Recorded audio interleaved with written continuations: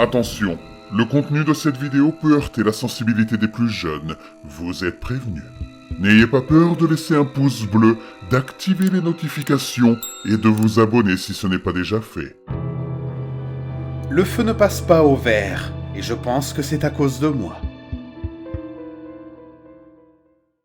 Il était bien plus de minuit lorsque je rentrais chez moi après ma première journée dans mon nouveau travail. Le salaire n'était pas très élevé, c'était loin de chez moi, mais je n'avais pas vraiment le choix, car j'avais du retard dans le paiement de mon loyer. Épuisé par cette longue première journée de travail, je voulais juste rentrer chez moi et dormir.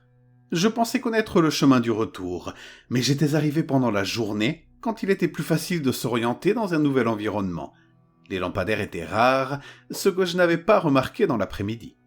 Et pour ne rien arranger, il neigeait. À un moment donné, j'ai dû prendre un mauvais virage et je me suis rapidement retrouvé complètement perdu. Après avoir roulé sans but dans des quartiers inconnus, je suis finalement arrivé à un feu rouge. J'étais soulagé, car cela signifiait que l'autoroute était proche. J'étais presque sûr qu'elle se trouvait à droite, mais le feu était rouge. Un panneau au coin de la rue indiquait « Interdiction de tourner à droite au feu rouge ». Qui suis-je pour contester ces lettres majuscules ? Pourtant, il était si tard qu'aucune des maisons que je passais n'avait de lumière allumée et qu'il n'y avait aucune voiture dans les environs. Je me suis dit que je pouvais sûrement tourner à droite. Tant pis, me suis-je dit, et j'ai appuyé sur l'accélérateur. À mi-chemin du virage, quelque chose a jailli au milieu du carrefour. Un bruit sourd et fort a résonné dans la voiture et j'ai freiné brusquement. Au début, je n'ai pas réagi. J'ai simplement coupé le moteur et je suis resté assis là en espérant que ce soit un animal. Une fois le choc initial passé, mon espoir s'est transformé en certitude. Je suis sorti de la voiture, les doigts croisés et le souffle coupé. En contournant l'avant du véhicule, j'ai vu les jambes d'un enfant. Mon cœur s'est serré et je suis tombé à genoux, écœuré et honteux. Je me suis levé, mais pas tout à fait droit, et je me suis approché de l'enfant. C'était une fille âgée d'environ 8 à 9 ans. Elle avait un petit sac à dos bleu et devait tenir un sac de couchage qui gisait maintenant déplié à quelques mètres de là. Elle était allongée face contre terre, ses cheveux blonds couverts de sang rouge foncé.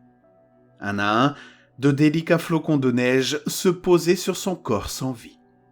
Dans la lumière des phares, elle ressemblait à une sorte d'ange déchu.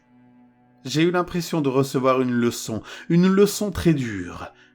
Je suis retourné à la voiture et j'ai appelé la police. En attendant l'arrivée des secours, j'ai repassé l'incident dans ma tête. Même s'il s'agissait d'une infraction mineure, je savais que je ne pouvais pas leur dire que j'avais tourné à droite illégalement. Surtout quand cela avait entraîné une telle tragédie. Pour tout le monde, le feu était vert. La police est arrivée avec une ambulance et je suis allé les accueillir. Quand j'ai voulu leur montrer la fillette, elle avait disparu. Il n'y avait même pas de sang sur le sol, ni d'empreintes dans la neige. Vous dites que vous avez renversé quelqu'un et que cette personne était juste ici ? Mais oui, je l'ai vue. C'était une petite fille, je vous le jure. Je n'avais aucune idée d'où elle était passée, ni pourquoi il n'y avait aucune trace d'un accident. Je devais probablement passer pour un fou auprès des autorités. Eh bien, elle a dû s'enfuir. Est-ce que vous avez vérifié qu'elle ne respirait plus ? Non. J'ai vu le sang et elle ne bougeait pas. J'étais en état de choc.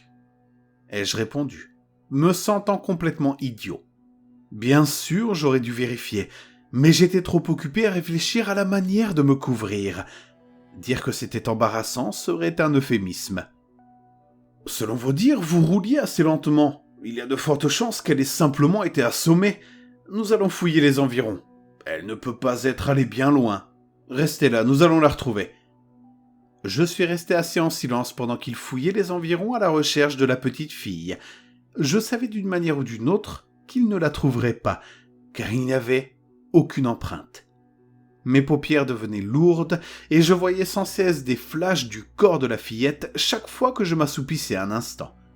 À chaque vision, son visage se tournait progressivement vers moi, ses yeux remplis de tristesse et de colère. Au moment où je m'endormais, quelqu'un a frappé à la vitre de ma voiture. Il n'avait trouvé aucune trace de la fillette, mais il m'informerait si quelque chose était signalé. C'était à la fois un soulagement, mais aussi une déception. Tout au long du trajet jusqu'à la maison, j'ai roulé en dessous de la limite de vitesse, m'arrêtant à chaque intersection même lorsque le feu était vert. Je n'ai pas beaucoup dormi cette nuit-là. Le lendemain, je n'étais pas très enthousiaste à l'idée d'aller travailler. Mais en tant que nouvel employé, je n'avais pas vraiment le choix. Aussi ridicule que cela puisse paraître, je me suis encore perdu sur le chemin du retour. J'avais l'intention d'imprimer un itinéraire inversé, mais j'étais trop préoccupé par les événements de la veille. Une fois de plus, j'ai roulé dans des quartiers inconnus et je me suis finalement retrouvé à un feu rouge. « Est-ce que c'est le même carrefour ?» me suis-je demandé. À ce moment-là, je n'en étais pas sûr, mais il y avait le même panneau. Interdiction de tourner à droite au feu rouge. J'avais raison. L'autoroute se trouvait à droite, je savais donc que je devais tourner. Cette fois-ci, j'allais attendre que le feu passe au vert. Je ne sais pas combien de temps s'est écoulé, mais cela a dû être au moins 20 minutes. L'horloge de mon téléphone s'était arrêtée à minuit 45, donc je n'étais pas vraiment sûr. Pendant un moment, je me suis contenté de fixer les mots. Interdiction de tourner à droite au feu rouge. Me demandant pourquoi ces mots se moquaient de moi.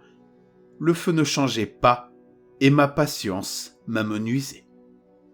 Putain, mais c'est une blague ? Protestais-je en moi-même. Je ne voulais pas le faire, mais je n'avais pas vraiment le choix. Cette fois-ci, je tournais très lentement la tête et regardais autour de moi pour m'assurer que personne n'était là. Je pensais que la voie était libre, comme dans la nuit précédente, quelque chose surgit devant la voiture. « Mais putain !» criai-je en appuyant sur le frein. « C'est pas possible, bordel de merde !» Je suis sorti de la voiture et je me suis précipité pour inspecter le corps. Je suis resté bouche bée quand j'ai réalisé que c'était la même fille. Elle avait le même petit sac à dos bleu. Le même sac de couchage était étendu à quelques mètres de là, et ses cheveux blonds étaient tachés de sang rouge foncé. Je ne savais pas trop quoi penser. Mon esprit s'est complètement vidé tandis que je fixais cette scène horrible. Que ce soit réel ou non, c'était bien pire la deuxième fois. Je me suis retiré dans ma voiture, mais cette fois-ci, j'ai hésité à appeler la police. Puis je me suis souvenu de ce que l'agent avait dit à propos de m'assurer qu'elle était bien morte. Je suis retourné vérifier, mais encore une fois, et vous l'avez compris, elle avait disparu. Mon 3e jour de travail a été pénible. Je n'arrivais pas à me concentrer dans ces circonstances, et personne n'allait comprendre ou se montrer compatissant. Différents scénarios se jouaient dans ma tête. J'imaginais une petite fille qui allait à une soirée pyjama. Elle s'amusait avec ses amis jusqu'à ce qu'il lui fasse une farce cruelle. Elle appelait sa mère en larmes, mais celle-ci lui disait qu'elle était trop fatiguée pour venir la chercher et qu'elle devait rentrer à pied. Sur le chemin, je la renversai avec ma voiture. Ce n'était qu'un scénario parmi d'autres, mais il me semblait le plus plausible. J'ai commencé à penser qu'elle pourrait être un fantôme qui avait déjà été renversé par la voiture de quelqu'un d'autre. Peut-être s'agissait-il d'un délit de fuite et avait-elle maintenant besoin de quelqu'un pour découvrir qui l'avait tuée. Mais pourquoi moi ? À la fin de mon service, j'étais réticent à partir. Après avoir fait plusieurs fois le trajet en voiture pour aller au travail, j'avais enfin mémorisé le chemin du retour. Mais j'avais toujours peur de ce carrefour, de ce panneau. J'ai conduit prudemment, les yeux grands ouverts, et j'ai finalement rejoint l'autoroute, poussant un soupir de soulagement collectif de toutes les cellules de mon corps. J'ai souri et j'ai monté le volume de la radio en dépassant la limite de vitesse. Il semblait que cela prenait beaucoup de temps pour atteindre ma sortie, mais j'étais trop fatigué pour trouver cela suspect. Mes paupières devenaient lourdes et pendant un instant, j'ai failli m'endormir. Alors que je clignais longuement des yeux, je me suis soudainement retrouvé ailleurs. L'autoroute avait disparu et devant moi se trouvait un carrefour avec un feu rouge. Un panneau au coin indiquait Interdiction de tourner à droite au feu rouge. Mais qu'est-ce que c'est que ce bordel ? J'ai regardé autour de moi incrédule. C'était le même putain de carrefour. Je ne comprenais absolument pas comment j'étais arrivé là. Une force surnaturelle essayait-elle de me dire quelque chose ? Était-ce mon destin d'aider cette petite fille ? Tout ce que je voulais, c'était rentrer chez moi.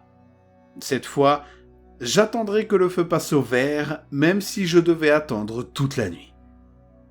Je pense être resté là pendant quelques heures, mais mon téléphone s'était à nouveau arrêté à minuit 47. Peut-être que la fille était morte à cette heure-là. Le feu était toujours rouge, et je savais qu'il ne changerait jamais. Quelque chose m'appelait à l'aide, mais je m'en fichais. Tout ce que je voulais, c'était rentrer chez moi. J'ai crié en direction du feu rouge. « Mais tu vas passer au vert, putain !» Comme s'il allait se laisser intimider. À mesure que je devenais plus furieux et délirant, l'idée de tuer la petite fille une troisième fois m'est presque apparue comme souhaitable. Mais alors je me suis souvenu de ce que j'avais ressenti à chaque fois. Je savais qu'elle ne pouvait pas être réelle, mais l'expérience était aussi réelle que n'importe quoi d'autre. J'ai chassé cette idée de mon esprit et j'ai posé fermement mes mains sur le volant. Je ne pouvais pas rester là indéfiniment. Il n'y avait donc qu'une seule chose à faire. Et puis merde, ai-je dit, et j'ai tourné à gauche. Quelques minutes plus tard, je me suis arrêté devant un poste de police. Je ne savais pas vraiment pourquoi, mais je suis entré et j'ai tout raconté encore une fois.